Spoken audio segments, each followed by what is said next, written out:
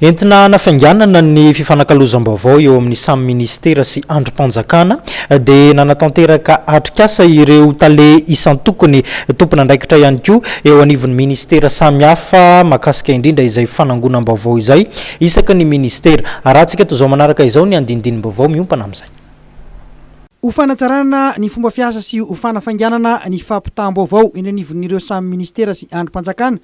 dia novatsiny ny ministera ny postra sy ny fifandraisan-davitra ary ny teknôlôjia vaovao tablety tsirairay avy ireo tale miandraikitra izany fanangonam-baovao eny anivon'ireo ministera sy androm-panjakana izany. Zany moa zany no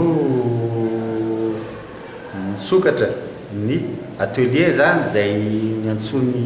ministera ireo directeur ny système d'information rehetra ao anatin'ny gouvernement sy ny institution misy eto a Madagasikara zany ka io atelier io moa zany dia natao mba ahafahan'zareo mikaondoha hoe inona ny tena tokony ho atao zany ary inona ny tokony hifanampiana mba ahafahana mametraka tsara ny système d'information eny anivon'ny institution tsirairay. Mitondra fitaovana zay tablette Samsung moa zany dia misy connexion ihany koa izy io satria ireo DSI ireo dia tokony hifandray isan'andro mihitsy ary hifanakalo hevitra ary anampita ihany koa ny zavatra misy eo anivon'ny ministera tsirairay mba hampahaingana ny fomba fiasa, hampahaingana ny fandraisana ny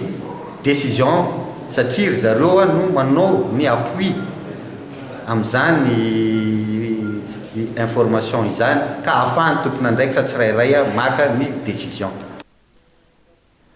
Nisy arak'izany ny atrikasa izay nataon'ireto tompon'andraikitra ny fanangonam-baovao reto tamin'ity maraina ity entina anatsarana indrindra sy anafainganana izany fampitam-baovao zany eny anivon'ireo ministera sy ireo androm-panjakana izany. Tanjona amin'izao atrikasa izao hoy ny ministra Nepatraiky Rakotomamonjy dia ny azon'ny fahefanam-panatanteraka aingana ny vaovao rehetra eny anivon'ireny ministera ireny.